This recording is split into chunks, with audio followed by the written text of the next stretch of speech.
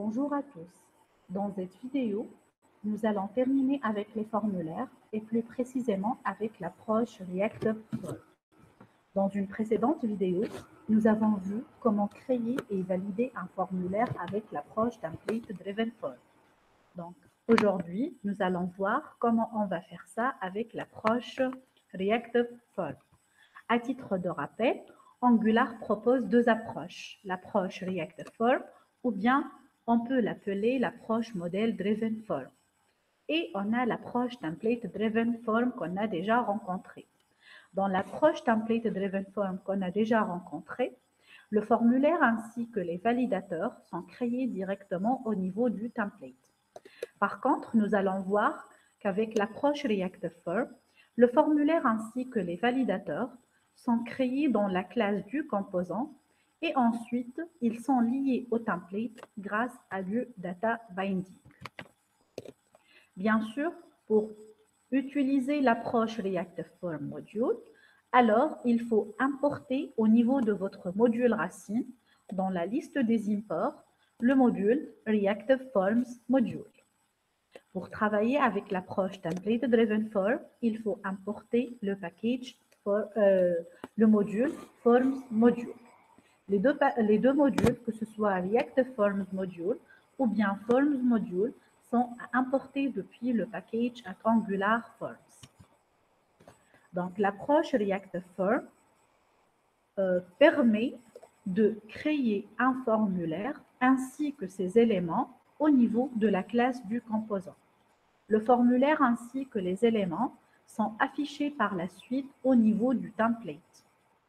La création du formulaire et ses différents éléments va se faire grâce à des classes prédéfinies qui sont les classes FormControl, FormGroup et FormArray. Avec cette approche, le composant est capable d'observer le changement d'état de chaque élément et d'y réagir. L'un des avantages du travail avec cette approche est que les mises à jour de valeur et de validité sont toujours synchrones et sous votre contrôle. C'est pour cela qu'on parle d'un mode synchrone lorsqu'on travaille avec l'approche React Form. Passons maintenant à la description de la classe FormControl. Cette classe, elle hérite de la classe AbstractControl.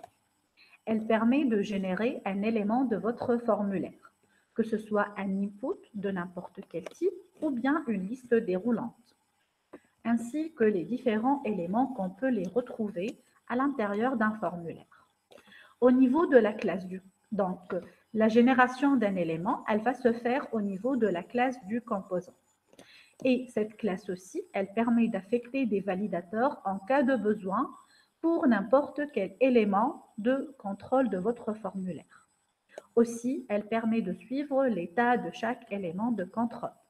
La dernière fois, en utilisant le Template Driven Form, on a dit que la directive ngModel, c'est elle qui est responsable du suivi de l'état de chaque élément de votre formulaire. Maintenant, avec l'approche React Form, donc la classe FormControl, c'est elle qui va suivre l'état de chaque élément d'un formulaire. Pour créer un élément FormControl au niveau du fichier TS, donc là, c'est un exemple d'un élément FormControl indépendamment du formulaire. Parce qu'on peut créer un élément sans créer un formulaire. Finalement, un FormControl, c'est un élément input ou select. Dans certaines situations, on peut créer un simple input sans avoir à l'insérer dans un formulaire. Donc, cette diapositive, elle illustre comment on crée un input en dehors d'un formulaire. Toujours, nous allons utiliser au niveau de la classe du composant, la classe FormControl. Pour cela, on a créé une propriété ou bien une variable qui s'appelle username égale new FormControl. Bien évidemment, si jamais vous voulez donner une valeur par défaut à cet élément-là, on peut le préciser à l'intérieur des parenthèses de FormControl. Donc, la toto, c'est une valeur par défaut à affecter à l'input qui sera généré par ce FormControl. Par la suite, au niveau du fichier HTML, On a créé un input de type texte. Mais bien sûr, on doit lier cet élément-là par la variable ou bien par la propriété qu'on a déjà créée dans le fichier TS.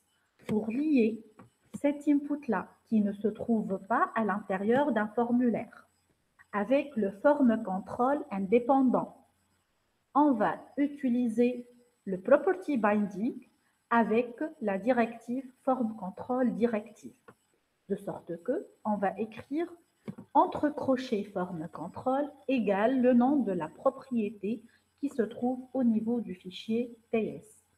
Là, on a dit que cet input-là correspond à la propriété username. Ceci a été fait grâce au property binding et avec la directive form control directive. Maintenant, si jamais on veut créer un formulaire finalement, c'est un ensemble d'éléments. Pour cela, on va utiliser la classe form-group. Cette classe, si vous la constatez, elle hérite aussi de la classe abstract control.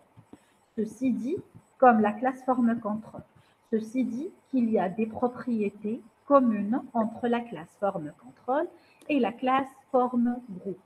Donc, on va constater qu'il y a des propriétés et des méthodes communes entre ces deux classes-là. Mais la classe form group ne permet pas tout simplement de créer un formulaire. Mais réellement, la classe form group permet de créer une collection de formes contrôle, un ensemble de formes contrôle. Bien évidemment, un formulaire, c'est une collection de formes contrôle et par la suite, la classe form group permet de créer un formulaire. Mais on ne peut pas dire que la classe form group permet tout simplement de créer un formulaire. Non, la classe form group permet de créer une collection de formes contrôle. Mais vu qu'un formulaire est une collection de formes contrôle, donc la classe form group permet entre-temps de créer un formulaire. Cette classe, elle suit la valeur et l'état de validité de chaque instance form control qu'elle contient. Si un form control du form group est invalide, alors le form group en entier est invalide. Ceci nous rappelle un peu de la directive ngForm qu'on a déjà rencontrée en parlant de l'approche template driven form. Par exemple, on va créer un formulaire qui va contenir deux éléments. Donc, pour créer un formulaire, on va utiliser la classe form group. On a une propriété userData qui sera une instance de la classe form group. Bien sûr, on doit instancier cette classe-là pour créer cet objet, new form group. Mais un formulaire, il va contenir ici deux champs, deux éléments, donc deux instances de la classe form control. Donc, si vous remarquez, on a un objet qui contient des attributs, où chaque attribut, finalement, c'est l'élément de votre formulaire. Username de point new form control et entre parenthèses, on va lister un ensemble d'arguments. En fait, la classe form control, elle a comme premier argument, c'est la valeur par défaut à ajouter au niveau de l'élément de votre formulaire, s'il y en a bien sûr. Le deuxième argument, c'est l'ensemble des validateurs synchrones, qui sont les validateurs que vous les connaissez déjà, required, minlength, maxlength, etc. Mais si vous remarquez, nous sommes en train de récupérer ces validateurs-là à travers une classe qui s'appelle validators. Donc, nous allons revenir à cette classe-là un peu plus tard dans notre vidéo. Et comme troisième argument, la classe form control, elle peut définir les validateurs asynchrones. Donc, on va revenir à ces détails-là dans la partie validation. Pour le moment, on a instancié la classe form group pour créer un formulaire. Le formulaire se trouve au niveau de la propriété userData. Il contient deux formes contrôle, username et city. Et d'après cette création-là, username et city, ce sont deux éléments obligatoires. Maintenant, si jamais on veut lier la propriété ainsi que les différents éléments créés au niveau de la classe du composant avec le fichier HTML, on va bien sûr utiliser des directives et de nouvelles directives. Pour lier notre formulaire créé au niveau du composant et qui est stocké au niveau de la propriété UserData avec la balise form, nous allons utiliser la directive form-group directive. Donc là, nous sommes en train d'appliquer le property binding en utilisant la directive form-group directive. Entre crochets, form-group égale user-data. Là, le formulaire est créé et identifié par la directive form-group directive. Le formulaire ainsi que les différents éléments sont définis au niveau de la page HTML. Sauf que un formulaire, il contient plusieurs éléments. Ici, on a juste identifié que ce formulaire correspond à la propriété UserData. Et si on revient à la propriété UserData, donc on a deux éléments dans ce formulaire-là, qui est username et city. Par la suite, bien sûr, il faut créer les différents inputs et cette fois-ci, on doit lier chaque input aux formes contrôle qui est déjà définie au niveau de la page HTML. Donc, pour synchroniser, chaque input, il correspond avec quelle forme contrôle de notre formulaire. On va utiliser la directive form control name. Donc, si vous constatez, ici, nous ne sommes pas en train d'appliquer du property binding. Nous ne sommes pas en train de créer un élément d'un formulaire, mais nous sommes en train de synchroniser entre les différents formes contrôle qui sont définis dans la directive form group avec les différents inputs qu'on a précisés au niveau de la page HTML. Cette synchronisation se fait grâce à la directive form control name. Il suffit de donner le name de l'élément qu'on a précisé au niveau de la classe du composant. Donc là, username, c'est en fait ce username-là qu'on a précisé en instantiant la classe form control. Donc du coup, on a notre formulaire, crochet form group égale user data, avec le property binding du form group. Le formulaire, c'est bon, il est défini. On sait ici, form group plutôt, elle a une information sur la totalité du formulaire ainsi que les différents formes contrôle. Reste à savoir, chaque forme contrôle correspond à quel input. Pour les synchroniser, je répète, on va utiliser la directive form control name, mais sans aucun property binding. C'est juste une synchronisation. Je reviens maintenant à la classe form group. Donc, on a dit que la classe form group, elle ne permet pas de créer uniquement un formulaire, mais elle permet de créer une collection d'éléments. Donc là, on peut parler, à part le formulaire, on peut parler d'autres formes groupes, ou bien on peut parler de formes groupes imbriquées. C'est-à-dire, un forme groupe, il peut contenir aussi un autre forme groupe ou bien d'autres formes groupes. Mais bien sûr, le forme groupe racine, il correspond au formulaire. Par la suite, tout regroupement de champs, il sera stocké dans un forme groupe imbriqué. La question qui se pose, c'est pourquoi imbriquer un forme groupe? En fait, si vous avez un formulaire qui contient plusieurs éléments, où il y a des éléments qui sont liés entre eux, ou bien nous avons besoin d'appliquer une certaine condition sur un ensemble d'éléments, et non pas la totalité du formulaire. Un ensemble d'un élément, si cet ensemble-là, il est valide, il y a une certaine condition où il y a un certain traitement à faire. À ce moment-là, pour faciliter le suivi des différents éléments de cette collection, on va les regrouper dans un forme groupe imbriqué pour pouvoir les suivre. Bien sûr, on peut gérer une collection d'éléments sans créer un forme groupe imbriqué. Mais là, la gestion, elle va être plus difficile parce qu'on doit vérifier tous les champs. Si jamais vous avez 10 champs, à ce moment-là, il y aura 10 conditions, etc.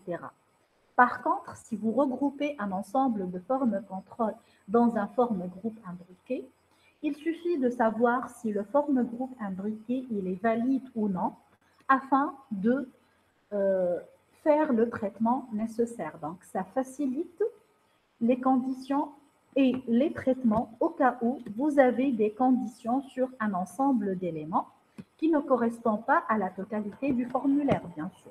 Si on a un traitement qui correspond à la totalité des éléments de votre formulaire, là, on parle du forme groupe racine et non pas du forme groupe imbriqué.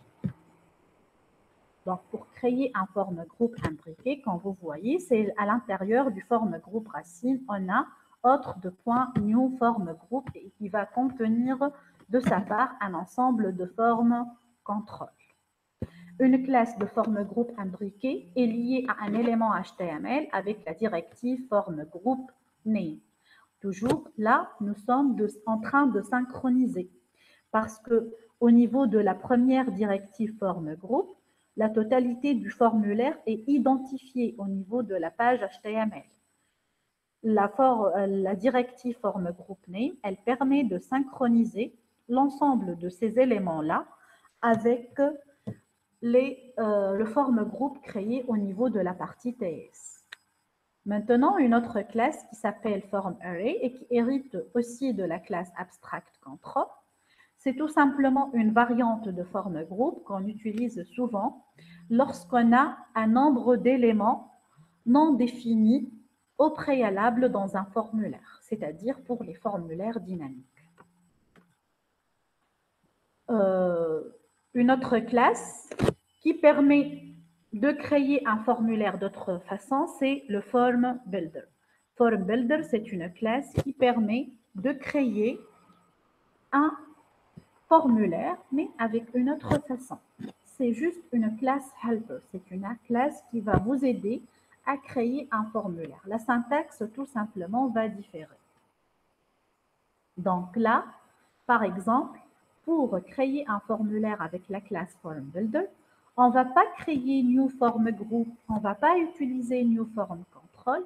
Tout simplement, on va utiliser la méthode groupe de la classe Form Builder et par la suite, pour chaque Form Control, on va définir tout simplement les crochets. Donc, username, crochet. On ne va pas utiliser New Form Control. Donc, même si vous ne savez pas les noms des classes Form Group et Form Control, cette classe vous permet de créer un formulaire d'une autre façon.